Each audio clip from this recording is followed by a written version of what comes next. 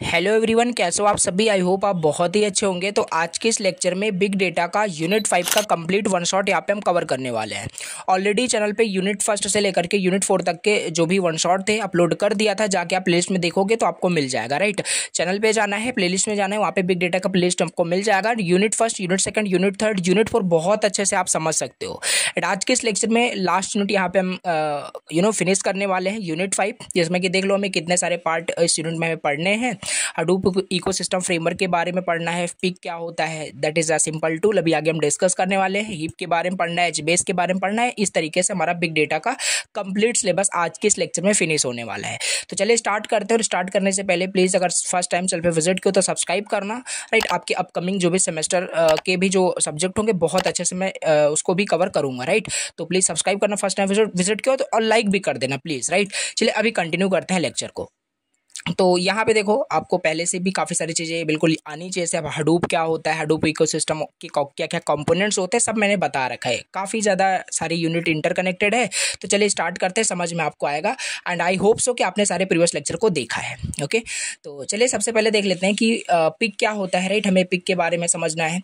अब देखो, बोलोगे कि यहाँ से क्यों स्टार्ट कर रहे हो। राइट, इस पार्ट से क्यों स्टार्ट करें। देखो, ये आपका यूनिट थर्ड में ही हमने बहुत अच्छे से हडूप इकोसिस्टम फ्रेमवर्क करके टॉपिक था, उसके कंपोनेंट्स डिस्कस किया था। कहने का मतलब इसी के अंदर हमें एप्लीकेशन पढ़ना है, पिक पढ़ना है, और हीप पढ़ना है, और एचबेस पढ़ना है।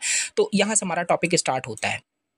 ठीक है, चलो अब डिस्कस करते हैं what is Pig. Right, Hadoop में पिक का मतलब क्या होता है। तो देखो, पिक क्या होता है ना, बेसिकली आपका एक टूल बोल लीजिए इसे। राइट, ये क्या होता है, एक टूल होता है। इसे आप बोल सकते हो डेटा फ्लो लैंग्वेज बोल सकते हो। सो यहाँ पे लिखा है इसकी definition, Pig is a data flow language जो यूज होता है एनालाइज करने के लिए बिग डेटा को हडूप के अंदर। जो भी हडूप में हमारा बिग डेटा जो स्टोर हो रहा है, HDFS में जो भी डेटा हमारा स्टोर हो रहा है, उसको क्या करना है, एनालाइज करने के लिए हम एक टूल का यूज करते हैं, उसी को हम पिक बोलते हैं। इसे आप डेटा फ्लो लैंग्वेज भी बोल सकते हो। ठीक है, सो यहाँ पे लिखा है it uses a simple language called pig Latin which is easier than writing Java map reduce code. Basically देखो, आप क्या करते थे, आपका हडूप के अंदर दो कंपोनेंट थे, आपको याद होगा। अगेन थोड़ा सा रिवाइज करते हैं। HDFS था और आपका वहाँ पे मैप रिड्यूस था। HDFS में आपका सारा बिग डेटा जो भी था स्टोर होता था। मैप रिड्यूस में वो आपका जो भी डेटा है वो प्रोसेस होता था, एनालाइज होता था। तो instead of writing Java map reduce code, यहाँ पे हमारे पास एक पिग एक टूल होता है जो यूज कर रहा होता है। देखो, लिखा नहीं है यहाँ पे डेटा फ्लो लैंग्वेज होता है। ये पिग आपका एक टूल है। और ये डेटा फ्लो लैंग्वेज का मतलब ये है ना कि एक सिंपल एक लैंग्वेज का यूज करता है। पिग लैटिन एक आपका लैंग्वेज है। राइट, जैसे जावा प्रोग्रामिंग लैंग्वेज है, उसी तरीके से एक डेटा फ्लो लैंग्वेज होता है जो कि आपका पिग लैटिन है। तो pig Latin data flow language का यूज करता है, ये जो पिग आपका टूल होता है। ठीक है, और ये क्यों हम यूज करते हैं इस टूल को, एनालाइज करने के लिए, जो भी डेटा हमारा उसमें स्टोर हो रहा है। राइट, उसको एनालाइज करने के लिए।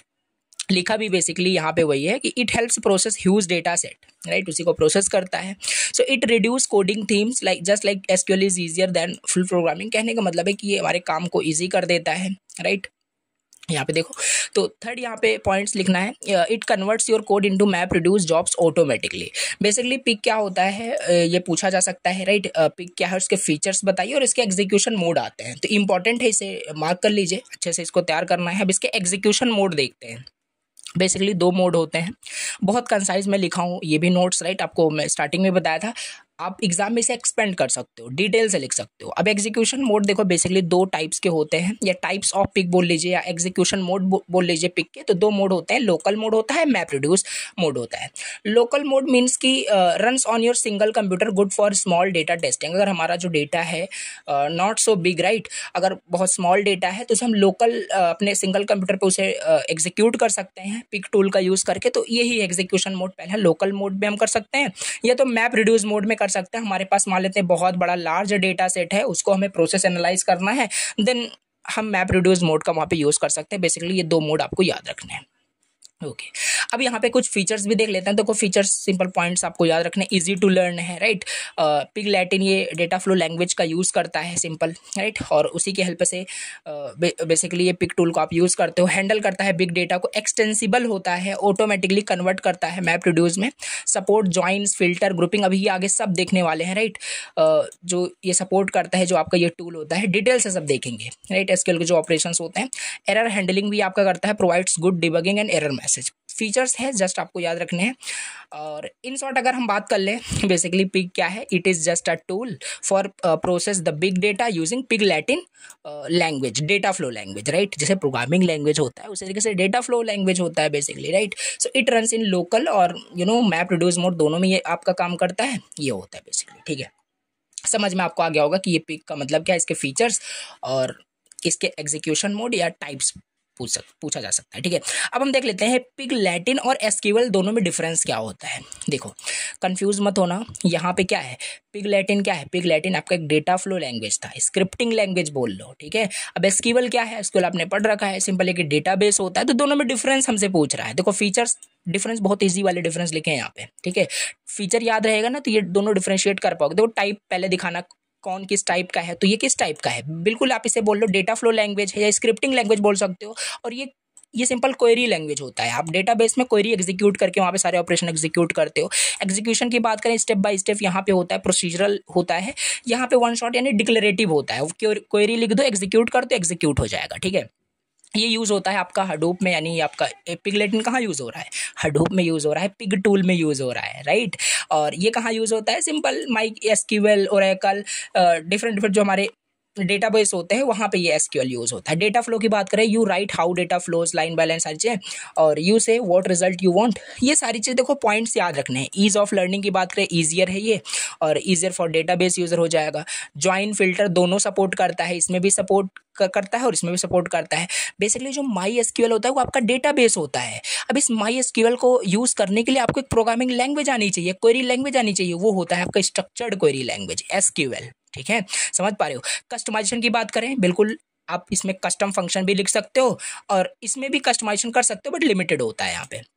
एग्जीक्यूशन इंजन की बात करें, convert to map reduce job, ये ट्रेडिशनल डेटाबेस इंजन सिंपल आपका होता है। तो these are the just points जो आपको याद रखने हैं, तभी डिफरेंशिएट आप कर पाओगे, ठीक है। Very good. अब यहाँ पे थोड़ा सा शॉर्ट नोट टाइप का देख लेते हैं, और ये इंपॉर्टेंट था, मैं बार बार बता रहा हूँ, इसको पिक को अच्छे से तैयार करना, फीचर्स वीचर्स पूछे जाते हैं, उसके डिफरेंस भी आते हैं, ठीक है। अब हम देख लेते हैं यहाँ पे क्या होता है, what is grunt in Pig, right. Short note हमें समझना है कि इसका मतलब क्या है, राइट। और इसको पहले से आपने पढ़ लिया, कुछ नया नहीं है। ग्रंट मतलब कि सिंपल आपके एक CLI, right, command line interface आपका होता है पिग में, राइट। देखो पिग आपके एक टूल हो गया, मतलब एक सॉफ्टवेयर आप बोल रहे एक टूल हो गया, उसके अंदर उसको यूज करने के लिए हम क्या यूज करेंगे, कमांड लाइन इंटरफेस का यूज करेंगे, राइट। और वही होता है आपका Grunt, technical word, right. It's like a place where you type Pig commands and run them step by step. Basically देखो सिंपल सी बात है यार, माई एसक्यूएल को यूज करना चाहते हो तो आपको ये क्वेरी लैंग्वेज आनी चाहिए, ठीक है। और ये क्वेरी लैंग्वेज आने से थोड़ी ना आप इसे यूज कर पाओगे, आपके पास कुछ होना चाहिए। ये क्वेरी कहाँ लिखोगे, आपके पास एक विंडो होना चाहिए। उसी तरीके से यहाँ पे देखो आपको मान लेते हैं पिग लैटिन ये आता है, राइट, डेटा फ्लो लैंग्वेज मान लेते हैं, आपको स्क्रिप्टिंग लैंग्वेज आ रही है। अब इसको लिखने के लिए आपके पास कुछ इंटरफेस होना चाहिए, बस वही है आपका grunt, right, command line interface, वही लिखा हुआ है। What you can do in grunt, आप राइट कर सकते हो, रन कर सकते हो पिग लैटिन कमांड्स को, डिफरेंट कमांड्स होते हैं उस टूल्स को यूज करने के लिए। कुछ इस तरीके से देखो, जब आप ओपन करते हो पिग को टर्मिनल में ना, पिग कमांड यहाँ पे टाइप करके, तो आपको कुछ इस तरीके से दिखता है, और जो सेल आपके सामने ओपन होकर के आता है उसी को यहाँ पे हम ग्रंट कहते हैं। सिंपल सी बात है, एग्जांपल ले लो, अभी CMD आप अपने लैपटॉप में ओपन करो, आपके सामने एक ब्लैक सी विंडो ओपन हो जाएगी, उसे आप CMD बोलते हो, कमांड प्रॉम्प्ट बोलते हो, उसे कमांड लाइन इंटरफेस भी बोलते हो, टर्मिनल बोलते हो, उसी बस वही है आपका ग्रंट, राइट। पिग के टर्म में मैं बात कर रहा हूँ, बस ऐसे इजी वर्ड में आपको समझ के रखना है।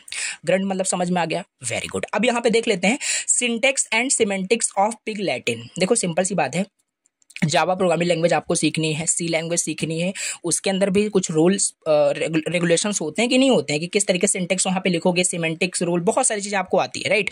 तो वैसे अब पिग लैटिन भी क्या है आपका, एक स्क्रिप्टिंग लैंग्वेज है। तो ऐसा थोड़ी ना है कि जैसा मन करेगा वैसे आप स्क्रिप्ट यहाँ पे राइट कर दोगे, राइट, ऐसा नहीं। तो यहाँ पे भी कुछ सिंटेक्स होते हैं, सिमेंटिक्स होते हैं, which you have to follow अगर आप इसमें इस टूल को यूज़ करना चाहते हो। सिंटेक्स समझ लेते हैं, सिंटेक्स का मतलब वही है कि सिंपल की कैसे कैसे आप वहाँ पे स्टेटमेंट को राइट करोगे, कैसे वहाँ पे कोई भी कमांड आप राइट करोगे पिग लैटिन का यूज़ करके, तो सिंटेक्स वही होता है। तो बेसिकली ये सारे कुछ सिंटेक्स होते हैं। पहले वहाँ पे लोड करते हो, to load data from HDFS। अब पिग क्या है भैया, बार बार बता रहा हूँ, पिग एनालाइज करने के लिए डेटा को यूज़ कर रहे हो, तो अब HDFS में जो डेटा स्टोर है ना उसे लोड करेगा, इस सिंटेक्स का यूज़ करके, कमांड का यूज़ करके। अब देखो कुछ प्री डिफाइन, अगर ये चीज़ याद कर पाओ ना तो बहुत बढ़िया होगा। अगर ये सब एग्जाम में लिखते हो तो ऐसा लगेगा कि आपको सारी चीज़ें टेक्निकल भी आती हैं, राइट। आपको ये सारी चीज़ें अगर याद कर पाते हो तो लिख देना, बाकी कोई नहीं, थ्योरी भी आप लिख सकते हो। तो पहले हम लोड करेंगे डेटा को HDFS से, राइट। तो इस कमांड का पूरा यूज़ करके ऐसे। अब इसमें मैं आपको क्या बताऊँ, ये कमांड होता है बेसिकली, ठीक है। सेकंड, फिल्टर, यानी select rows column, rows based on the condition. तो इस तरीके से हम फिल्टर करते हैं, राइट।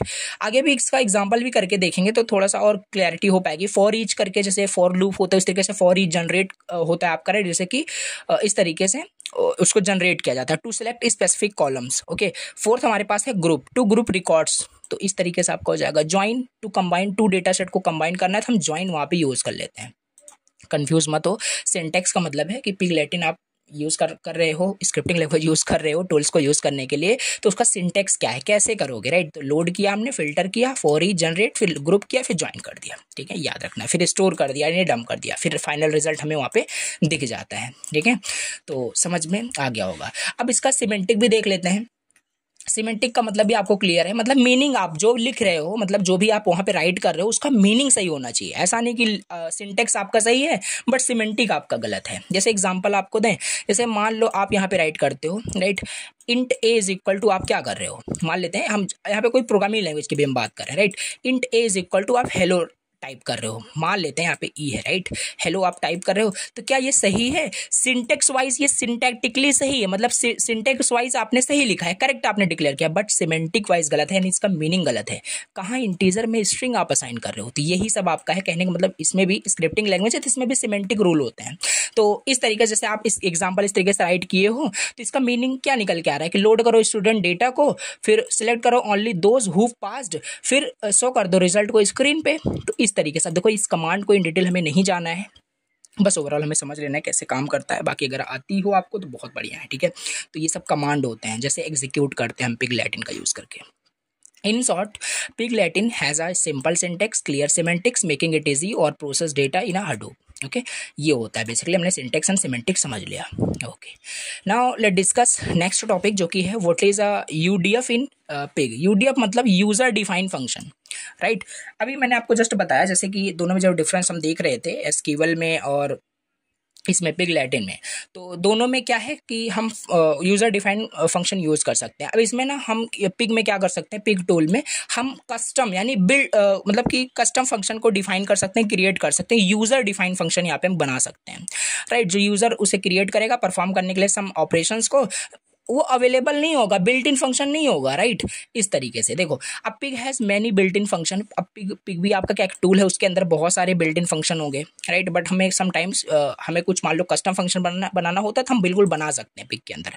तो देखो क्या यूज़ करता है, यूडीएफ यूजुअली रिटन इन जावा। अब हम जब हमें यूज़र डिफाइंड फंक्शन क्रिएट करना होगा तो हम किसका यूज़ करके क्रिएट करेंगे, जावा का यूज़ करके क्रिएट करेंगे, राइट। और ऑल्सो हम पाइथन, रूबी इन सब का भी यूज़ करके क्रिएट कर सकते हैं। एक एग्जाम्पल से देखेंगे बिल्कुल क्लियर हो जाएगा यूडीएफ, राइट। देखो मान लेते हैं आपको you want to convert names to upper case but there is no built in function in Pig. मान लेते हैं हमें जो भी नाम हमें इनपुट मतलब लोड हो रहा है उसे हमें अपर केस में कन्वर्ट करना है, बट हमारे पास कोई बिल्ट इन फंक्शन नहीं है, राइट। तो अब हम देखो यहाँ पे कैसे कस्टम एक फंक्शन बना रहे हैं जो कि नाम है टू अपर करके। बना पाओगे? देखो अब ये सब कमांड होता है, राइट। देखो जैसे यहाँ पे लिखा, यहाँ पे दिया है रजिस्टर माई udfs.jar, एक फाइल बनाया गया, डेटा को लोड किया गया है, यहाँ से नेम आ जाएगा, राइट। नेम डेटा में आ जाएगा। अब देखो डेटा जनरेट किया जा रहा है टू अपर फंक्शन, यहीं पे आपने देखो डिफाइन किया हुआ है। अगेन बता रहा हूँ, अब इसमें क्या ही एक्सप्लेन करिए, ये कमांड होता है, इस तरीके से राइट करते हैं। जैसे अभी सिंपल से आप आपको मान लेते कोई आपको प्रोग्राम बनाना हो तो आप प्रोग्राम बना पाते हो, राइट। 2 नंबर को ऐड करने का प्रोग्राम बना पाओगे, उसमें आप इनपुट लोगे, फिर ऐड करोगे, फिर प्रिंट करोगे, तो वो सबसे सिंटेक्स होता है ना, वैसे इसका भी कमांड का भी बेसिकली सिंटेक्स होता है। तो यहाँ पे मोस्ट इंपॉर्टेंट बस यही है, यूडीएफ यहाँ पे हमने यूज किया, मतलब कि यहाँ पे यूजर डिफाइंड फंक्शन देखो हमने बनाया, जो बिल्ट इन नहीं हमने इसे बनाया, ठीक है। ओके तो ये हो गया। अब इसके बाद नेक्स्ट देख लेते हैं, next topic data processing operator in Pig, right. तो डेटा प्रोसेसिंग ऑपरेटर क्या होता है, राइट। तो हाँ ये क्वेश्चन भी नोट कर लीजिए, बहुत इंपॉर्टेंट है। ओके सो मार्क कर लेना डेटा प्रोसेसिंग ऑपरेटर पिग में क्या क्या होते हैं। सो ऐसे क्वेश्चन करके आया था, what are the various data processing operator in Pig, explain करना है आपको डिटेल में, तो यहाँ से वही लिखा हुआ है। चलो इसको देख लेते हैं। सो पिग लैटिन प्रोवाइड करता है several data processing operator that help in analysing transforming large data से इफिशिएंटली। देखो कुछ नहीं है, कहानी लिखा है, कहने का मतलब जो भी आप यहाँ पे कमांड में बहुत जगह आपने देखा रजिस्टर डेट लोड जनरेट करके ना, ये सब आपके ऑपरेटर होते हैं, बेसिकली डेटा प्रोसेसिंग ऑपरेटर होते हैं जो यूज होते हैं पिग के अंदर क्या करने के लिए, एनालाइज करने के लिए, ट्रांसफॉर्म करने के लिए लार्ज डेटा सेट को। देखो जैसे पहला है आपका लोड, बिल्कुल आपका क्या है ये, आपका ये डेटा प्रोसेसिंग ऑपरेटर है, राइट। फिल्टर भी आपका क्या है, use to load data from a file, ये हो गया आपका लोड का मतलब। Use to select record that meets a specific condition, filter हो जाता है। For each generate, use to perform operations on each record and generate new output, right. Fourth में ग्रुप, यानी ग्रुप कर देता है record based on the value of I specific field. Join आपको पहले ऊपर बताया था, use to join two or more relation based on the common key, okay. तो ये चीज़ें आपको यहाँ पे याद रखनी है। डेटा प्रोसेसिंग ऑपरेटर यहाँ पे देखा, और भी यहाँ पे है, तो ऑर्डर है यहाँ पे देखो, यूज टू सॉर्ट। देखो अब यहाँ पे आगे इसको भी देखेंगे, ऑर्डर बाई करके आपका होता है, जिससे हम क्या कर सकते हैं, असेंडिंग और डिसेंडिंग ऑर्डर में उसको हम डेटा को सॉर्ट कर सकते हैं बेस्ड ऑन वन और मोर फील्ड्स। और डिस्ट्रिक्ट करके हमारे पास होता है, use to remove duplicates record from our data set. Limit करके हमारे पास होता है, use to return a specific number of rows. Dump करके होता है, use to display the result on the console. और restore, use to save the result into a file. और फाइनली जो रिजल्ट दिखता है बेसिकली, ठीक है। तो अगर आपसे डेटा प्रोसेसिंग ऑपरेटर पूछा जाए तो ये सारे यहाँ पे ऑपरेटर्स आपको क्या करने हैं, डिस्कस करने हैं, बता देने हैं, ठीक है। 10 यहाँ पे आपके दिए हुए हैं और ये सारे ऑपरेटर होते हैं। और मे भी एक आध यहाँ पे क्या करना कि आप एक एग्जांपल भी कमांड टाइप का याद कर लेना, जो अगर कर पाते हो, कमांड वगैरह राइट कर पा रहे हो तो बढ़िया है। बाकी अगर इसको अगर इस टाइप से कुछ एग्जाम्पल देते हो तो ज़्यादा इम्पैक्ट पड़ता है, राइट। लगता है कि सारी चीज़ें आपको समझ में आती है, तो ये सारी चीज़ें यहाँ पे बताना है। इन शॉर्ट अगर हम देखें, सो दीज ऑपरेटर बेसिकली, ये सारे जो ऑपरेटर हैं are essential for the performing task like filtering, grouping. अब देखो आपको मान लो डेटा को लोड करना है और आपको यही लोड का कमांड ही नहीं पता है कि ऐसा करके कुछ होता है, तो कैसे लोड कर पाओगे, ओके। तो ये सारी इंपॉर्टेंट चीज़ें हैं, याद रखना है। अब यहाँ पे हम अगला टॉपिक डिस्कस करते हैं, जो कि है आपका हीप क्या होता है और इसके कुछ आर्किटेक्चर। इनको चलो इन डिटेल से डिस्कस कर लेते हैं। अब यहाँ पे हम डिस्कस करते हैं कि क्या होता है हीप और इसका आर्किटेक्चर। और ये क्वेश्चन भी बहुत ज़्यादा इंपॉर्टेंट है, इसको नोट डाउन कर लेना, ठीक है। चलो समझते हैं व्हाट इज़ हीप और इसके आर्किटेक्चर को, डायग्राम बनाना और सारी चीज़ आपको एक्सप्लेन करनी है। देखो तो हीप क्या होता है, व्हाट इज़ हीप। हीप आपका एक बेसिकली डेटा वेयर हाउस, आपका एक टूल होता है that is built on a Hadoop, right, on the top of the Hadoop. It helps in reading, writing and managing large data set using HeapQL, एक SQL like language होता है। तो इसको देखो, हीप आपका क्या है कि डेटा वेयर हाउस एक टूल होता है जो बनाया गया है on the top of the Hadoop। एक टूल है बेसिकली, जो भी हम पिक अभी जैसे समझ रहे थे ना, उस तरीके से हीप भी आपका टूल होता है जो लार्ज डेटा सेट को मैनेज करता है, राइट। किस का यूज करके, हीप क्यूएल, मतलब एक आपका एसक्यूएल लाइक एक लैंग्वेज होता है। जैसे एसक्यूएल आपका स्ट्रक्चर क्वेरी लैंग्वेज था, उसी तरीके से हीप क्यूएल एक सिंपल एक लैंग्वेज होता है जिसका यूज करके लार्ज डेटा सेट को ये मैनेज करता है हीप टूल, ठीक है। ये कन्वर्ट करता है जो भी क्वेरीज होती हैं इस हीप क्यूएल में, इसको कन्वर्ट करता है मैप रिड्यूस जॉब में फॉर द प्रोसेसिंग। इससे समझ लो, देखो ओवरऑल यहाँ पे समझ के रखना है, हीप आपका एक basically data warehouse tool है जो on the top of the Hadoop बनाया गया है simple reading, writing and managing करने के लिए लार्ज डेटा सेट को, इसका यूज करके। ये डायग्राम आपको बनाना है, एग्जाम में पूछा जाता है इसका आर्किटेक्चर। तो राइट, मेटा स्टोर है, user interface, web UI, heap command line interface है, फिर ये इनसाइट क्या है, इन सबको वन बाय वन सारे कंपोनेंट्स को लेट डिस्कस, राइट। अब इन सबको यहाँ पे हम समझने वाले हैं और ये डायग्राम आपको बनाना है। अब इसके आर्किटेक्चर में देखो, पहला यहाँ पे आपका यूजर इंटरफेस है, तो यूजर इंटरफेस से क्लियर हो ही रहा होगा आपको, use to interact with the Hive. अब हीप टूल के साथ इंटरेक्ट करना है, इस टूल को यूज करना है, तो क्या ऐसे ही कर लोगे, कुछ इंटरफेस होना चाहिए आपके पास, राइट। तो that interface is just called user interface, जिसका यूज करके आप उसे इंटरेक्ट करोगे। तो हमारे पास वेब यूआई है और हीप कमांड लाइन यहाँ पे है, एचडीडी इनसाइट है, ये सब क्या है, ये सब आपके यूजर इंटरफेस ही यहाँ पे दिए हुए हैं। इसी का यूज करके आप किसके साथ इंटरेक्ट करोगे, हीप टूल के साथ। दूसरा यहाँ पे क्या है, मेटा स्टोर है, तो इसे देख लेते हैं। मेटा स्टोर आपका पूरा मेटा डेटा कंटेन करता है आपके लार्ज डेटा सेट के बारे में। देखो यहाँ पे हीप क्या करेगा, लार्ज डेटा सेट को ही रीड राइट मैनेज करेगा। और लार्ज डेटा सेट के अंदर बहुत सारी चीज़ें डेटा होगा, राइट। जैसे टेबल होगा, कॉलम होगा, डेटा टाइप, डिफरेंट डिफरेंट चीज़ें, उनके बारे में यानी मेटा डेटा कंटेन करना, मेटा स्टोर के अंदर स्टोर होगा।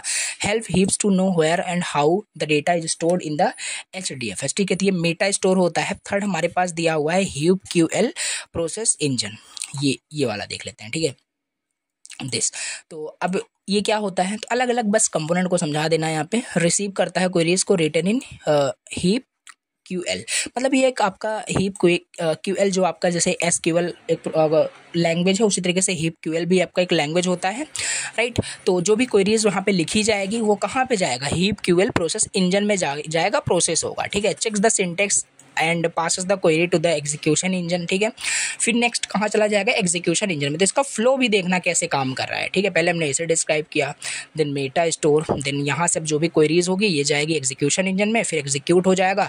तो देखते हैं एग्जीक्यूशन इंजन में क्या होगा, converts queries into map reduce job में, execute them on the Hadoop cluster. Okay, फिर HDFS और H बेस स्टोरेज, ये लास्ट वाला कंपोनेंट एक्सप्लेन करना है। दिस जस्ट यहाँ पे डायग्राम बना देना और इन सारे कंपोनेंट्स को 1 बाय 1 पता होगा एक्सप्लेन कर देना, बस यहाँ पे आपका इसका आर्किटेक्चर डन हो जाएगा। तो लास्ट वाला है यहाँ पे HDFS, यानी कि जहाँ पे जाके डेटा वो स्टोर होगा। ठीक है, तो ये सब जस्ट हम टूल यहाँ पे पढ़ रहे हैं। डेटा आपका HDFS में जाके यहाँ पे लास्ट में स्टोर होगा। It just process queries on over this store data.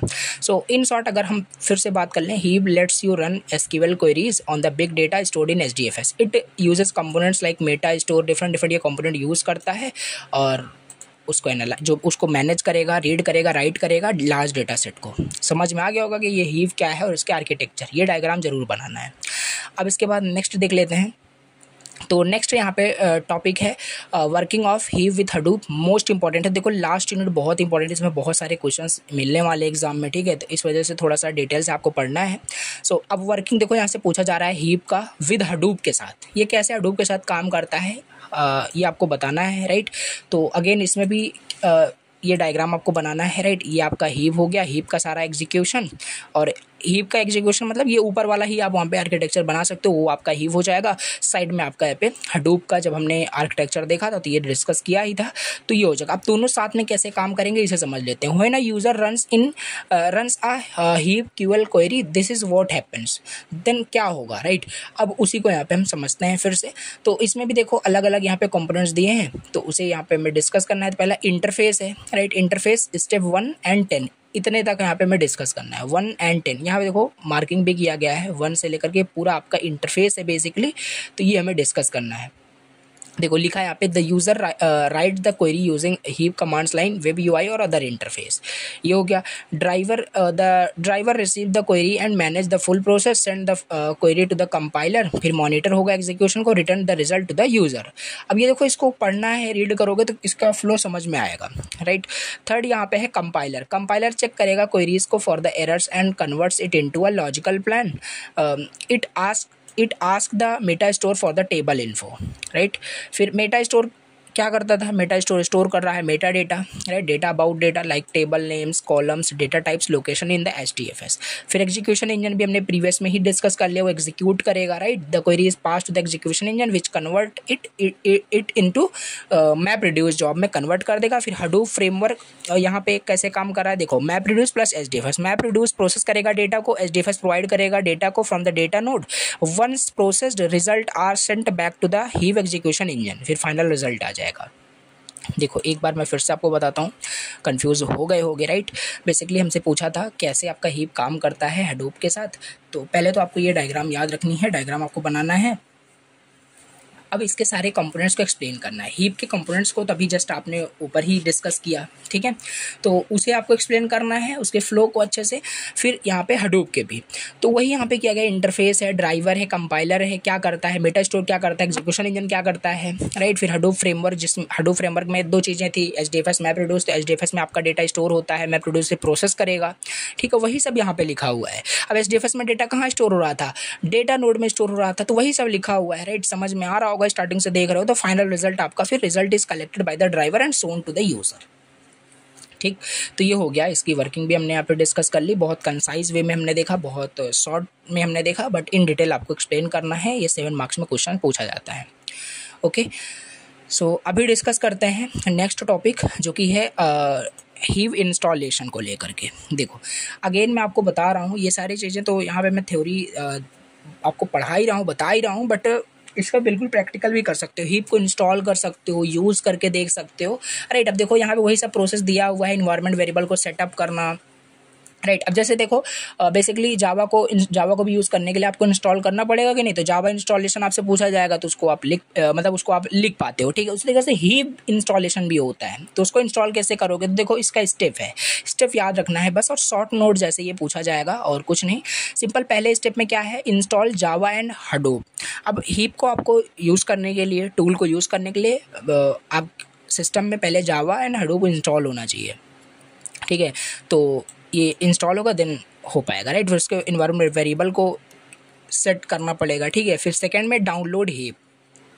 Once the Java and Hadoop setup हो गया, उसके बाद हीव वहाँ पे सेटअप किया जाएगा, ऑफिशियल हीव की वेबसाइट से डाउनलोड करना है। ठीक है, फिर उसके बाद उसके फाइल्स को, तो स्टेप लिखा हुआ है यहाँ पे, भी सब प्रैक्टिकल की चीज़ें हैं, बट थ्योरी तो नहीं समझ में आएगी, बट स्टेप मैं बता रहा हूँ, जस्ट आपको याद रखना है। इंस्टॉल किया जावा एंड हडूप, डाउनलोड किया हीव को, सेट करो अब इसके इन्वायरमेंट वेरिएबल को सिस्टम के अंदर, क्रिएट करोगे डायरेक्टरीज इन HDFS, मेक फोल्डर्स, इस तरीके से कोई डायरेक्टरी में जाकर के फोल्डर बनाना है, give permission using Hadoop command. फिर इनिशियलाइज करोगे मेटा स्टोर को, मतलब यूज़ करोगे वो डेटाबेस को, डिफ़ॉल्ट जो डेटाबेस होगा, and run command to initialise the schema, इस कमांड का यूज़ करके। राइट, देखो ये सब पूरा कमांड है, ये सब तो याद नहीं कर पाओगे। ठीक है, बट फिर भी आपको स्टेप याद रखने हैं, अपाची हीव इंस्टॉलेशन पूछा जाए तो ये सब आप बता पाओगे, फिर हीव आपका स्टार्ट हो जाएगा। ठीक है, सो टाइप हीव कमांड जब टाइप करोगे CLI में, बेसिकली आप वहाँ पे फिर आप कुछ भी क्वेरीज राइट कर सकते हो। हीव क्यूएल मतलब वो आपका ओपन हो जाएगा, वहाँ पे कोई भी क्वेरीज आप एग्जीक्यूट कर सकते हो, फिर वो रीड कर सकते हो, राइट कर सकते हो, मैनेज कर सकते हो, जो भी लार्ज डेटा सेट आपके हडूप में स्टोर होगा।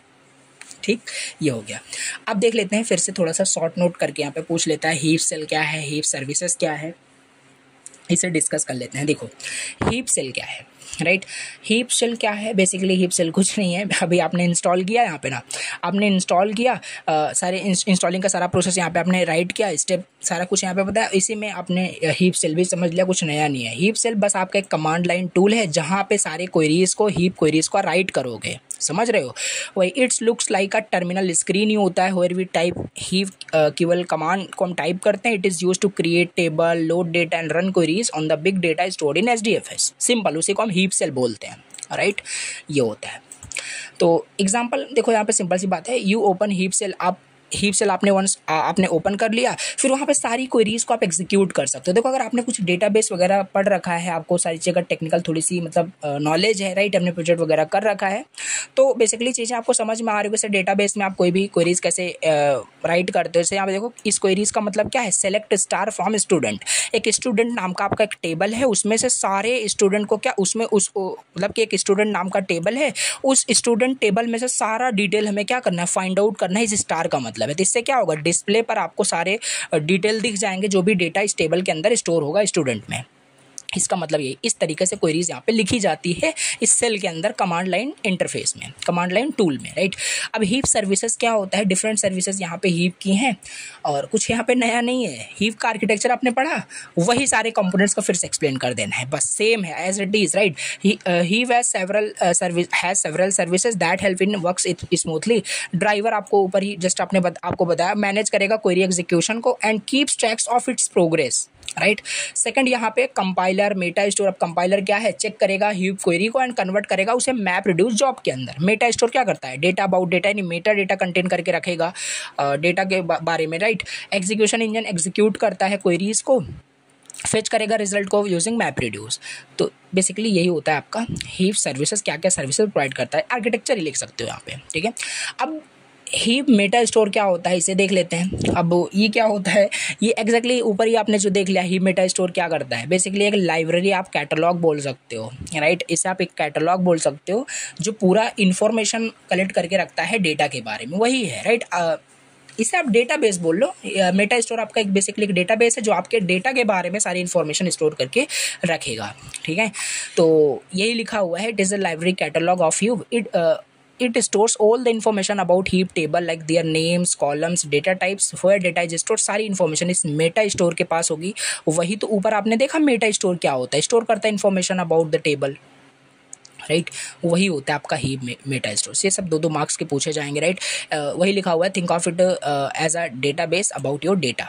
ओके, इसका एग्जांपल भी थोड़ा सा यहाँ पे देख लीजिए, राइट। एग्जांपल भी लिखना है। If you create a table, मान लेते हैं आपने क्रिएट किया टेबल, देखो आपने अगर हीप इंस्टॉल कर लिया तो सारी चीज़ें वहाँ पे हो सकती है, राइट। ये सारी बाकी हम थ्योरेटिकल समझ रहे हैं। तो इस तरीके से कुछ वहाँ पे कमांड राइट किया जाएगा, क्रिएट टेबल, टेबल का नाम, और यहाँ से सारे फील्ड्स का नाम बताओगे क्या क्या चीज़ें होने वाली है। एक आईडी होगा, इंटीजर टाइप का नेम होगा, स्ट्रिंग टाइप का। इस तरीके से क्वेरी लिखते हैं तो टेबल क्रिएट हो जाएगा स्टूडेंट नाम का, कॉलम बन जाएगा, आईडी एंड नेम, उसका टाइप भी वहाँ पे आपने बताया। तो हीप मेटा स्टोर क्या करेगा ना, ये एक सर्विस है जो स्टोर करेगा meta data about your Hive tables, like column, data types, HDFS, location, क्या क्या है सब कुछ कौन कंटेन करके रखेगा, meta store, right, Hive meta store. Very good.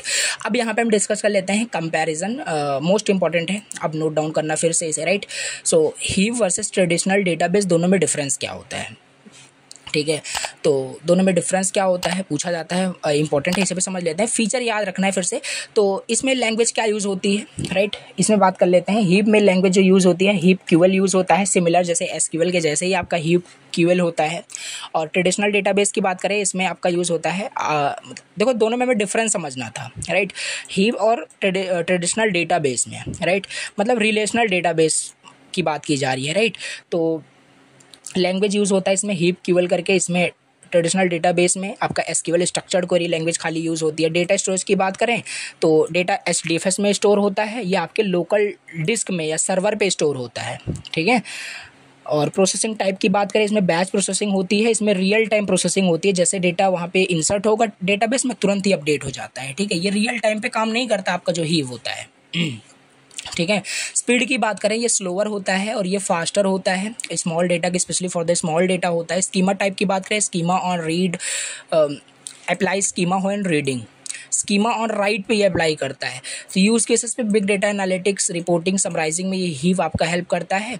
तो ओवरऑल बिग डेटा पढ़ ही रहे हो तो इसमें आपको हीप के बारे में पढ़ना है, बाकी कंपैरिजन हम कर रहे हैं। बिग डेटा एनालिटिक्स में हीप ही यूज़ होता है, एसक्यूएल थोड़ी ना यूज़ होगा यहाँ पे, ठीक है। सो ऑनलाइन ट्रांजैक्शन, बैंकिंग, ईआरपी, ये सब में एसक्यूएल यूज़ होता है। तो ट्रांजैक्शन की बात करें, not good for transaction processing के लिए ये ट्रांजैक्शन सपोर्ट करता है। तो these are the basically comparison between Hive and traditional database, right, याद रखना है। अब इसके बाद नेक्स्ट टॉपिक डिस्कस कर लेते हैं, क्या होता है आपका हीप क्यूएल क्या होता है। अभी जस्ट आपको मैंने बताया हीप क्यूएल क्या होता है, ऊपर ही देखो हीप क्यूएल आपका एक लैंग्वेज होता है जो यूज़ होता है हीप में।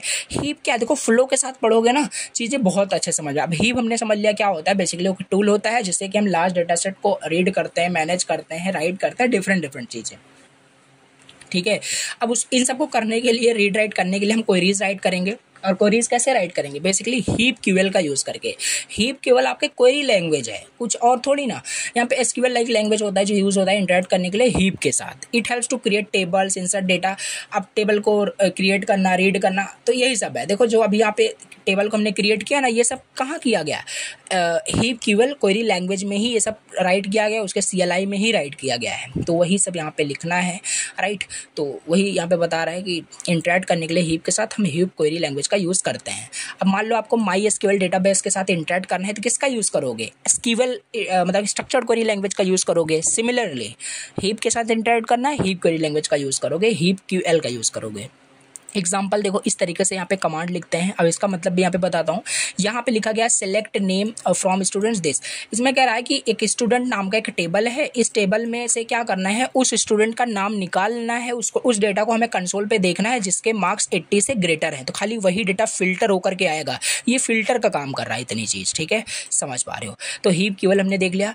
हीप टेबल क्या होता है फिर, राइट। अब देखो हीप टेबल क्या है। Hive table is like a virtual table होता है where data is stored in HDFS. It has rows and columns just like in SQL. It is like a virtual table बोल लो।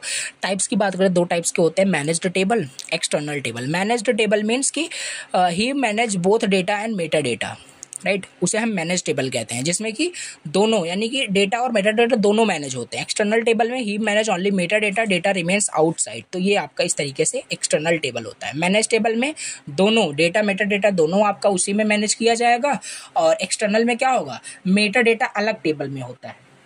समझ पा रहे हो, तो ये चीज़ यहाँ पे दिया हुआ है। देखो, तो ये हमने हीप टेबल भी देख लिया, हीप क्यूएल भी देख लिया। अब देखो छोटे छोटे यहाँ पे कुछ शॉर्ट नोट्स टाइप करके दिए हैं। अब इसके बाद यहाँ पे देखते हैं ये क्या होता है आपका पार्टीशन क्या होता है, राइट। पार्टीशन क्या होता है, बकेटिंग क्या होता है, इसे देख लेते हैं। तो पार्टीशन का बेसिकली मतलब होता है डिवाइड करने एक टेबल को स्मॉलर पार्ट्स में। देखो टेबल ऐसा थोड़ी ना कि 3-4 फील्ड का टेबल बनता है। अब लार्ज डेटा सेट है, बिग डेटा की बात करो तो बहुत सारे उसमें टेबल में बहुत सारे फील्ड्स होंगे, तो उसको स्मॉलर पार्ट्स में क्या करना, डिवाइड कर देना based on the column values, उसे हम पार्टीशन करते हैं। नाम से क्लियर हो रहा है पार्टीशन करना, राइट। तो वही है, इससे क्या होगा, फास्टर क्वेरी परफॉर्मेंस हो पाता है by scanning only required parts, right. तो partition a sales table by year, तो पार्टीशन के लिए इस तरीके से कमांड कुछ लिखते हैं, याद कर बहुत बढ़िया है। पार्टीशन बाय ईयर इंट करके दे दिया गया। देखो सिंपल सी बात है, मान लेते हैं कि आपका टेबल यहाँ पे बनाया गया है, मान लेते हैं एक टेबल आपका यहाँ पे बनाया गया है, राइट। उस टेबल में मान लेते हैं हजारों स्टूडेंट्स का डेटा वहाँ पे स्टोर है, राइट। तो मान लेते हैं पार्टीशन कर दिया गया 500 स्टूडेंट्स पे, नेम के बेसिस पे कर दिया गया, किसी भी रोल नंबर के बेसिस पे कर दिया गया है। अब मान लो किसी स्टूडेंट को हमें सर्च करना है तो आधे ही टेबल में सर्च होगा ना, तो इस तरीके से फास्टर हो जाता है, फास्टर क्वेरी परफॉर्मेंस यहाँ पे होता है। तो पार्टीशन इंपॉर्टेंट होता है, ठीक है। अब बकेटिंग के बारे में देख लेते हैं, क्या होता है आपका बकेटिंग इन हीप में। हीप क्या होता है, सो बकेटिंग फर्दर डिवाइड करता है डेटा इनसाइड अ पार्टीशन। आपने पार्टीशन किया, मान लेते 1000 डेटा था, अभी एग्जांपल दिया आपको, 500 पार्टीशन कर दिया गया, राइट। अब उसको फर्दर उसे और भी डिवाइड किया जा सकता हो इक्वल साइज फाइल्स में, उसे ही हम क्या बोलते हैं, बकेटिंग बोलते हैं, समझ रहे हो, based on the hash function. तो help in faster joins and sampling, इस तरीके से देखो इसका अगर ये सब लिख देते हो ना तो फिर समझ रहे हो बहुत ज़्यादा इम्पैक्ट पड़ता है। तो ये सारी चीज़ अगर आप लिखोगे, इसको लिखोगे, फिर थ्योरी में आप बहुत सारी चीज़ें चाहे जो लिखो आपका वहाँ पे सही होगा, कोई दिक्कत नहीं होगी, राइट। तो इस तरीके से हम इसे बकेटिंग कर पाते हैं, clustered by student ID into 4 buckets. ये एग्जैक्टली क्वेरी है जो लिखी जाती है, राइट, हीप क्यूएल में, ठीक। ये हो गया, हमने पार्टीशन बकेटिंग के बारे में देख लिया, हीप क्यूएल हीप टेबल देख लिया। अब इसी के बाद यहाँ पे स्टोरेज फॉर्मेट देख लेते हैं। स्टोरेज फॉर्मेट क्या होता है, ठीक है। स्टोरेज फॉर्मेट इन हीप में, हीप सपोर्ट करता है मल्टीपल फाइल फॉर्मेट को स्टोर करने के लिए डेटा को। तो कौन कौन से डेटा को कैसे स्टोर करेगा, उसका फॉर्मेट क्या है, टेक्स्ट फाइल, राइट। और ये फॉर्मेट आई थिंक स्टार्टिंग के लेक्चर में तो नहीं, सेकंड या थर्ड यूनिट में इसका फॉर्मेट डिटेल से डिस्कस किया था, यहाँ पे भी आ गया है वही फॉर्मेट, राइट। तो टेक्स्ट फाइल फॉर्मेट होता है, टेक्सचुअल डेटा होगा जो स्टोर होगा, राइट, या तो ORC डेटा होगा, right, compressed good for heap performance, या पार्केट डेटा होगा, कॉलमनर फॉर्मेट होगा, फास्ट एंड एफिशिएंट होगा, सीक्वेंशियल भी डेटा यहाँ पे हो सकता है, splittable binary format, Hadoop native इसे हम बोलते हैं, आवरो करके भी है, ये सब डिस्कस किया था, राइट, इन डिटेल से। अब लास्ट यूनिट पढ़ रहे हो तो यहाँ पे बस उसी का इंक्लूड करके यहाँ पे दिया है बस, ठीक है। Best for the row based and dynamic schemas यहाँ पे दिया है। तो स्टोरेज फॉर्मेट इतने यहाँ पे फॉर्मेट होते हैं जो स्टोर होता है डेटा, ठीक है। अब यहाँ पे देखते हैं सॉर्टिंग क्या होता है हीप में। हीप में सॉर्टिंग का मतलब बेसिकली क्या है, देखो सॉर्ट मतलब वही असेंडिंग डिसेंडिंग ऑर्डर में उसको अरेंज कर देना, राइट, डेटा को। तो हम उसका यूज़ इस तरीके से करते हैं, या तो हम सॉर्ट बाय यूज़ कर सकते हैं या तो ऑर्डर बाय यूज़ कर सकते हैं। क्वेरी में हम लिखेंगे तो हमारा वो सॉर्ट हो जाता है। देखो जैसे मान लो हमें ये सॉर्ट करना है तो क्वेरीज यहाँ पे लिखा गया है, इसका मतलब बताता हूँ। बेसिकली यहाँ पे क्या कह रहा है कि देखो सेलेक्ट किया जा रहा है, कुछ डेटा हमें आउटपुट पे देखना है, राइट। हम सेलेक्ट करो, स्टूडेंट टेबल है, उसमें बहुत सारा डेटा है, उसमें से सब डेटा को क्या करो, सेलेक्ट कर लो, सब हमें देखना है, बट हमें देखना है ऑर्डर बाई, मतलब उसको ऑर्डर बाई कर देना है। असेंडिंग डिसेंडिंग में ये डिसाइड करेगा, यहाँ पे DESC लिखा है ना तो ये डिसेंडिंग हो जाएगा। अगर असेंडिंग में करना होता तो यहाँ हमारा होता है ASC होता है, ये असेंडिंग में हो जाएगा। तो यहाँ से हमें डेटा जो मिलेगा ना वो डिसेंडिंग ऑर्डर में मिलेगा, राइट। प्रैक्टिकल करते तो ज़्यादा बेटर समझ में आता, बाकी हाँ भी ऐसे याद रखो, राइट। चलिए अब इसके बाद देख लेते हैं एग्रीगेटिंग क्या होता है हीप के अंदर, राइट। अब एग्रीगेटिंग ना एक आप बोल सकते हो एक प्री डिफाइन आपका एक फंक्शन होता है, बेसिकली ऐसे बोल लो। हाँ, एग्रीगेशन बेसिकली एक प्री डिफाइन फंक्शन होता है जिसका यूज़ करने से हमारा जो काम होता है बहुत फास्ट हो जाता है। जैसे मान लो मान लेते एक टेबल है, उस टेबल के अंदर एम्प्लॉयज़ का डेटा है और उसमें उनकी सैलरी भी स्टोर है। तो मान लेते हमें सारे एम्प्लॉयर्स का क्या करना है, सैलरी का सम फाइंड आउट करना है। तो क्या 1 by 1 आप काउंट करोगे कैलकुलेटर में? नहीं, बेसिकली वहाँ पे हमारे पास एक एग्रीगेशन फंक्शन होता है, नहीं कि एक एग्रीगेट फंक्शन होता है, सम करके सम करोगे। ऐसे कुछ यहाँ पे ऐसे इस तरीके से लिखा जाता है, देखो सेलेक्ट स्टार सम, यहाँ पे लिखोगे सम, फिर उसके अंदर उनका सैलरी पास कर दोगे फ्रॉम जिस टेबल में वो स्टोर होगा, तो सारा सम निकल करके आपके पास आ जाता है। तो इसे हम एग्रीगेशन बोलते हैं, ठीक है। अब यहाँ पे जॉइंस के बारे में डिस्कस कर लेते हैं। जॉइन सब क्वेरीज का मतलब क्या होता है, देखो जॉइन क्या होता है, joins are used to combine rows from 2 or more table based on the related column, right.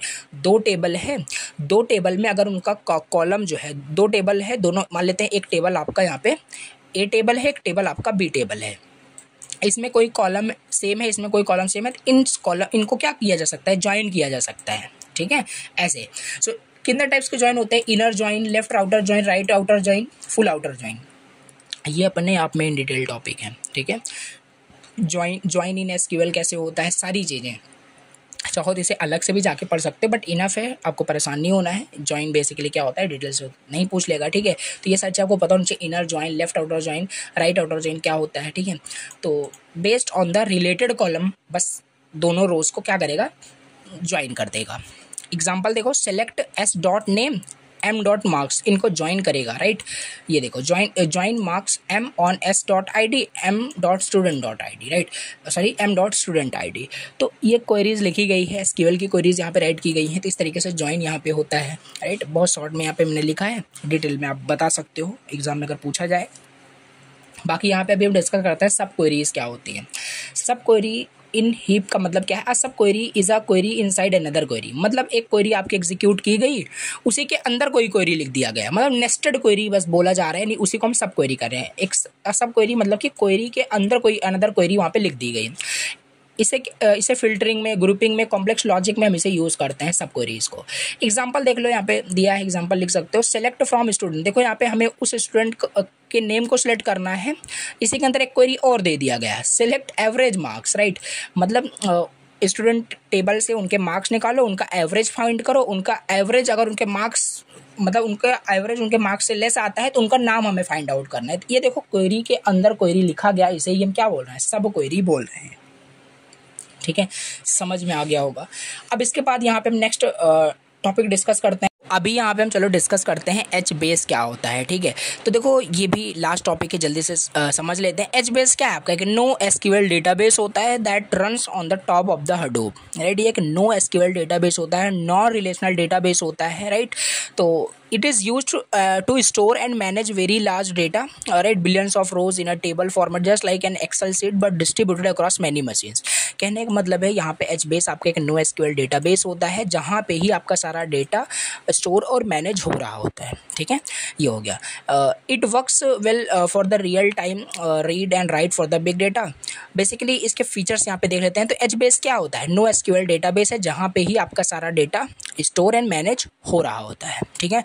इसके क्या क्या फीचर्स हैं, तो इसके फीचर्स देखो टेबल में दिए हैं। तो ये पहला तो नो एसक्यूएल डेटाबेस है, मतलब कि नॉन रिलेशनल डेटाबेस, राइट। तो यहाँ पे डेटा जो स्टोर होता है वो की वैल्यू के पेयर में स्टोर होता है, इंस्टीड इन अ टेबल। ये टेबल में स्टोर नहीं होता, यहाँ की वैल्यू पेयर में आपका डेटा स्टोर होता है नो एसक्यूएल डेटाबेस में, यानी HBase के अंदर। रियल टाइम एक्सेस होता है, support fast read and right for the big data, right. Scalable होता है, राइट, ग्रो कर सकता है इजीली, रन ऑन HDFS, और ये Hadoop use Hadoop HDFS to store data safely and reliably. देखो धीरे धीरे कंसेप्ट हमारा यहाँ पे कितना सही हो गया। हम अभी तक स्टार्टिंग बोलते थे HDFS में स्टोर होता है, HDFS में जो स्टोर हो रहा था ना वहाँ HBase में स्टोर हो रहा था एक्चुअली, राइट। तो HBase आपका नो एसक्यूएल डेटाबेस होता है, वही यहाँ पे लिखा हुआ है। So run on HDFS। Column oriented ये आपका होता है, data is stored in a column not rows, right. Fault tolerant one of the यहाँ पे इसका फीचर होता है। एक मशीन फेल हो गया क्योंकि मल्टीपल कंप्यूटर्स में वहाँ पे स्टोर होता है, बताया था। Support versioning, integration with the map reduce, right. तो ये कुछ फीचर्स हैं जो आपको याद रखने हैं, ठीक है। HBase क्या होता है और इसके फीचर्स अब इंपॉर्टेंट है, ध्यान देना, राइट। तो इसे मार्क कर लेना, इंपॉर्टेंट है HBase और इसके फीचर्स। और इसका डेटा मॉडल भी पूछा जाता है, इसका overview of HBase data model. तो हम बात ही कर रहे हैं यहाँ पे कि HBase क्या होता है, आपका डेटाबेस होता है नो एसक्यूएल डेटाबेस जहाँ पे डेटा आपका की वैल्यू के पेयर में स्टोर होता है, बट कॉलम ओरिएंटेड होता है, राइट। तो HBase stores data in a table just like SQL, but the structure is different and more flexible होता है। बेसिक स्ट्रक्चर यहाँ पे कुछ दिया गया है, रो का की दिया गया है, कॉलम दिया गया, कॉलम फैमिली यानी कॉलम, क्योंकि कॉलम वाइज यहाँ पे कॉलम ओरिएंटेड होता है, कॉलम में डेटा स्टोर होगा, टाइम स्टैम्प एंड वैल्यू। तो ये आपको कुछ एग्जांपल लेकर के रैंडमली कुछ भी एग्जांपल लेकर के आपको दिखाना है यहाँ पे, राइट। इस तरीके से बेसिक इसका स्ट्रक्चर होता है। रो की होगा, कॉलम फैमिली मतलब कॉलम होगा, टाइम स्टैम्प एंड वैल्यू, ठीक है। अब इसके डेटा मॉडल के कंपोनेंट्स की बात कर लेते हैं, राइट। तो ये जस्ट एक एग्जांपल था, बेसिक स्ट्रक्चर इसका क्या होता है। राइट। तो इसके क्या क्या डेटा मॉडल के क्या क्या कंपोनेंट्स होते हैं। तो डेटा एच बेस के डेटा मॉडल के कंपोनेंट्स की बात करें ना, तो मतलब जो डेटा आपका डेटाबेस में एच बेस डेटाबेस में स्टोर हो रहा है उसमें क्या क्या होगा, कैसे क्या क्या कंपोनेंट्स वहाँ पे यूज़ हो रहे हैं, उसी को बस बताना है। तो पहले तो टेबल होगा वहाँ पे, right. H base data is stored in a tables, table में स्टोर होगा, बट याद रखना रोज ओरिएंटेड नहीं होता, कॉलम ओरिएंटेड होता है। रो की unique ID for each row, और हर एक रो की एक यूनिक आईडी वहाँ पे होने वाली है, use to find data quickly.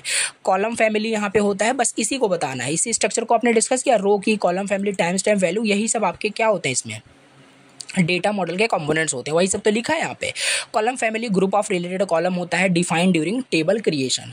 Column qualifier क्या होता है, the actual column name inside the family, example name, marks, वो होता है कॉलम क्वालिफायर, राइट। देखो ये आपको पढ़ोगे अच्छे से तो समझ में आएगा, ठीक है।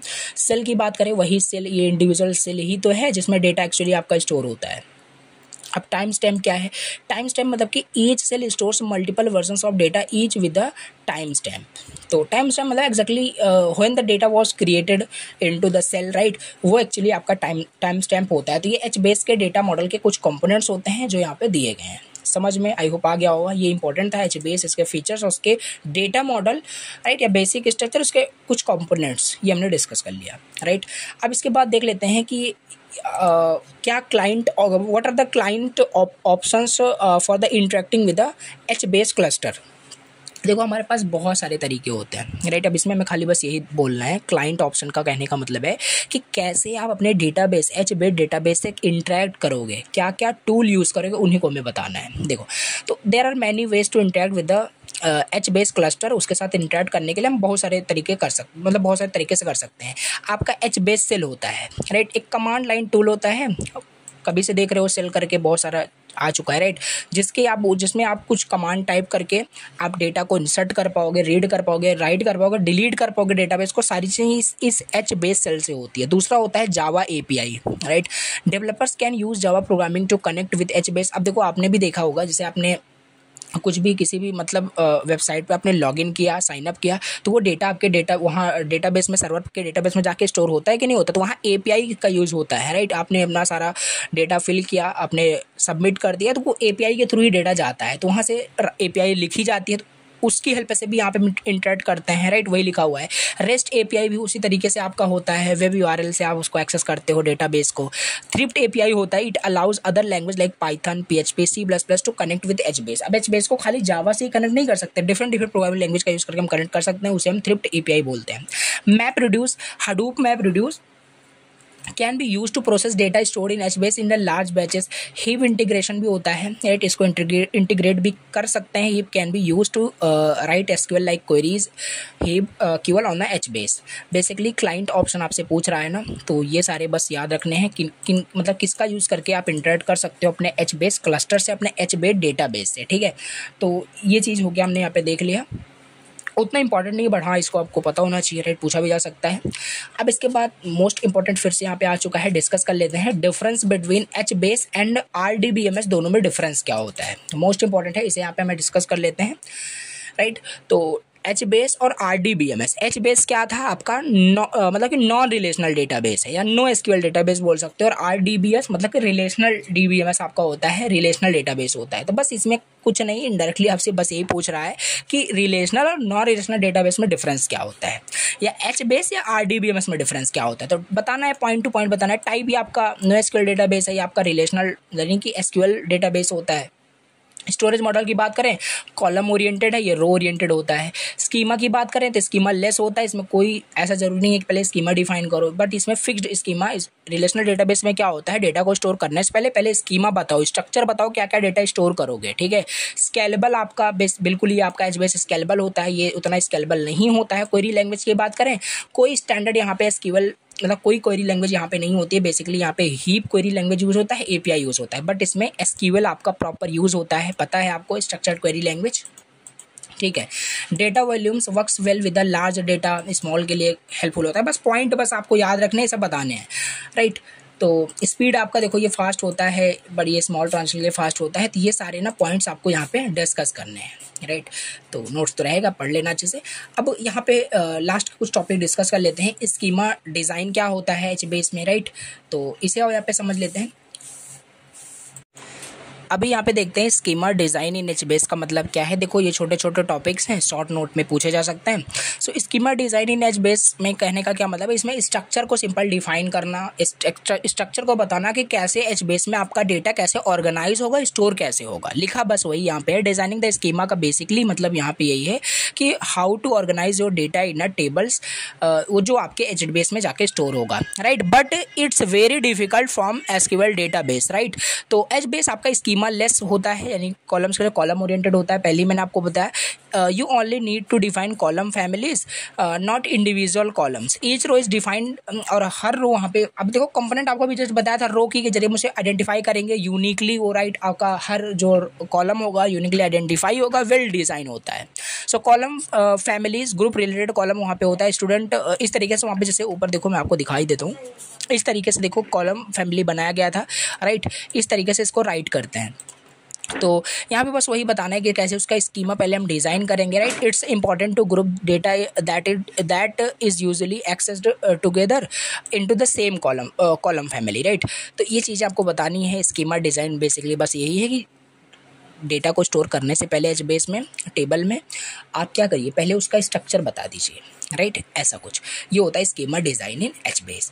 अब इंडेक्सिंग क्या होता है HBase में, राइट। देखो अब इंडेक्सिंग क्या है, इसको थोड़ा सा एग्जांपल से क्लियर करेंगे, बहुत अच्छे समझ में आ जाएगा। देखो इंडेक्सिंग का बेसिकली मतलब है डेटा जो स्टोर हो रहा है, राइट, आपके डेटाबेस में, उसको फाइंड आउट करना with the help of the index, right. Index की हेल्प से उसको आप क्या कर पाओगे, सर्च कर पाओगे।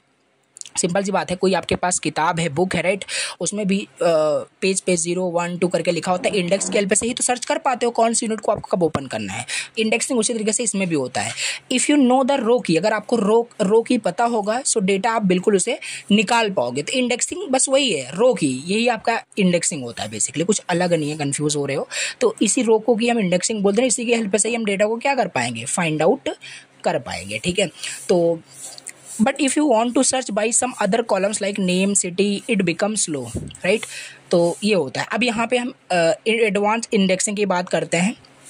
क्या होता है advanced indexing? Means creating a secondary index extra structure to make searching faster by non key columns. This help you search HBase tables like SQL style queries, search by name, email, age, not just row key. देखो indexing में क्या था कि खाली हम रो की के जरिए उसको हम फाइंड आउट या रिट्रीव कर पाते थे डेटा को, बट इसमें क्या है कि हम यहाँ पे नॉन की कॉलम्स, यानी कोई ज़रूरी नहीं है कि हम रो की से ही फाइंड करें, नेम, ईमेल, एज, किसी से भी यहाँ पे हम फाइंड आउट कर सकते हैं एडवांस्ड में। अब इसका एक एग्जाम्पल से इसको क्लियर कर लेते हैं, right. Suppose you have an HBase table. Student हमारे पास इस तरीके से HBase टेबल है, उसको स्ट्रक्चर देखो वही है, यहाँ पे रो की है, कॉलम फैमिली है और डिफरेंट यहाँ पे फील्ड्स दिए हुए हैं, ठीक है।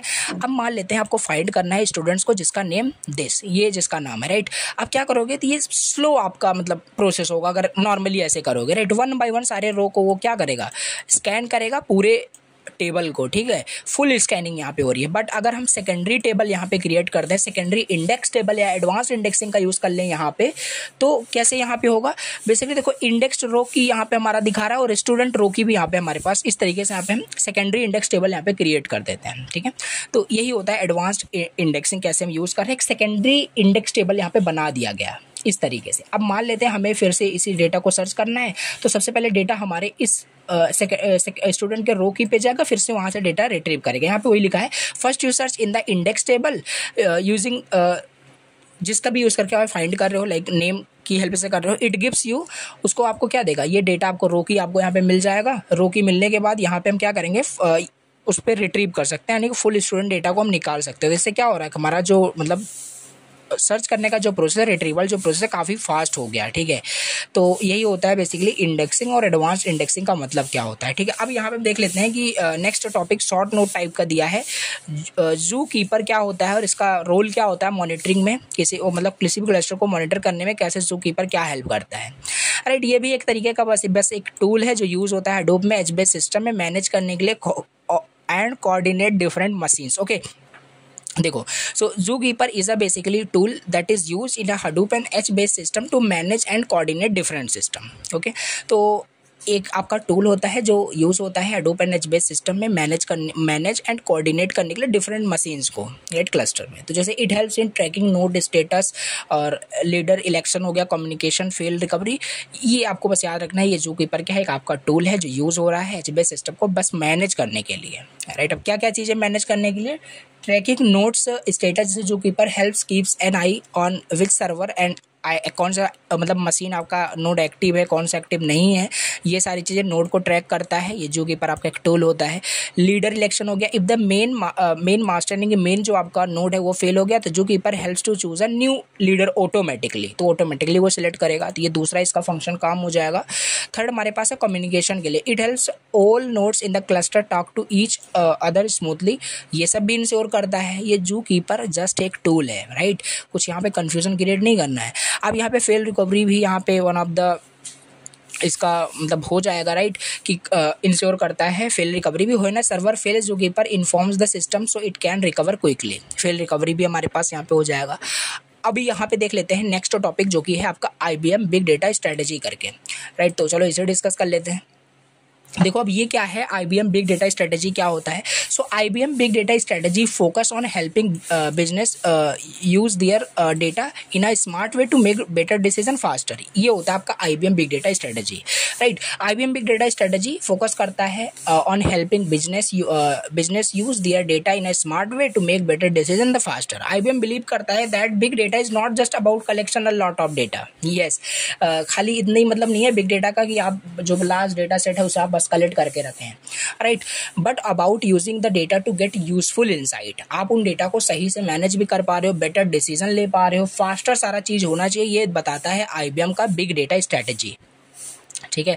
तो की पॉइंट्स जो आपका ये बताता है IBM बिग डेटा स्ट्रेटेजी, आपको पता ही होगा 5 V's के बारे में बताया था, वॉल्यूम, वेराइटी, वेलोसिटी। तो वो सब आपका ये IBM बिग डेटा स्ट्रेटेजी आपको बताता है।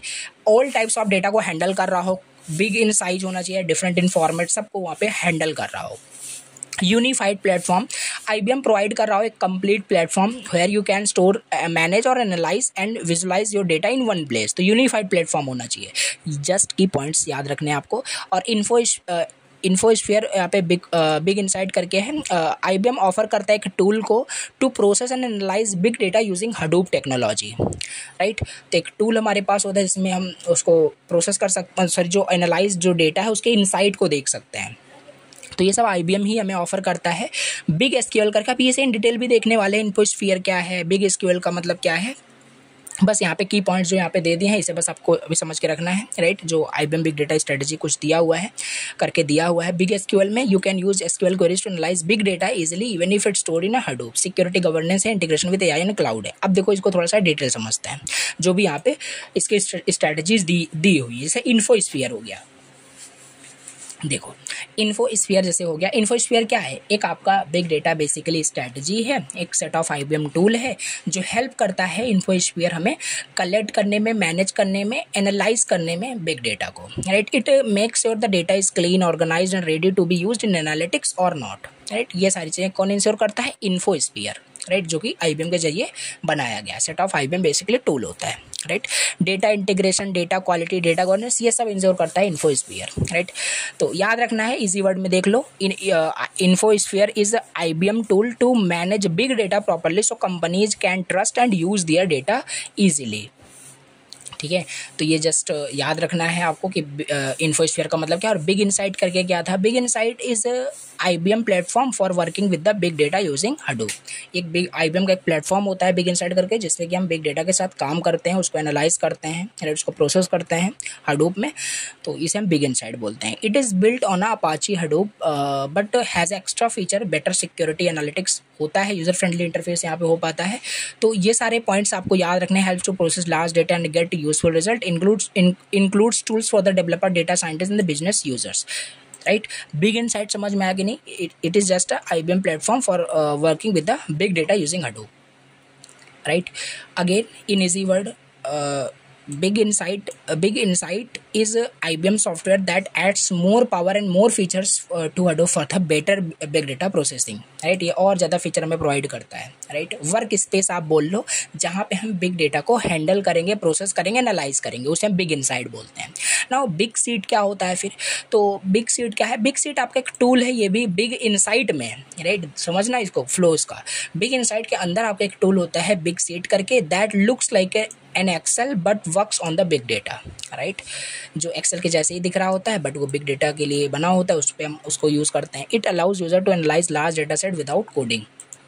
You can filter, sort, group, visualise, ये सारी चीज़ें यहाँ पे दिया है, प्लीज रीड कर लेना। तो बिग सीट भी बेसिकली टूल है जो बिग इनसाइट में यूज़ होता है, राइट। अब यहाँ पे लास्ट टॉपिक डिस्कस कर लेते हैं, राइट। बिग एसक्यूएल क्या होता है और इसकी वर्किंग नोट कर लो, मोस्ट इंपॉर्टेंट लास्ट टॉपिक है बट मोस्ट इंपॉर्टेंट भी है। बिग एसक्यूएल क्या होता है, इसकी वर्किंग एक्सप्लेन करने के लिए। बिग एसक्यूएल क्या है? बिग एसक्यूएल आपका एक टूल होता है, राइट। लाइक एसक्यूएल ही होता है बट ये IBM के जरिए डेवलप किया गया है, that lets you use SQL queries to works with the big data. आप यहाँ पे एसक्यूएल क्वेरीज को यूज कर पाते हो, राइट, बट यहाँ पे नॉर्मल कोई डेटा आपके पास नहीं होगा, बिग डेटा होगा, उसे इसी वजह से आप देखो बिग एसक्यूएल हम बोल रहे हैं। ये जो हमें IBM प्रोवाइड करा रहा है, जिसमें कि हम एसक्यूएल क्वेरीज को क्या कर पाते हैं, एग्जीक्यूट कर पाते हैं, but with the big data जो स्टोर है हडूप में, राइट।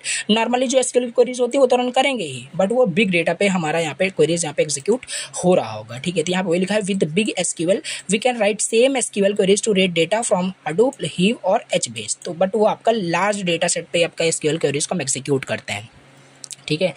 तो इसे हम बोलते हैं बिग एसक्यूएल।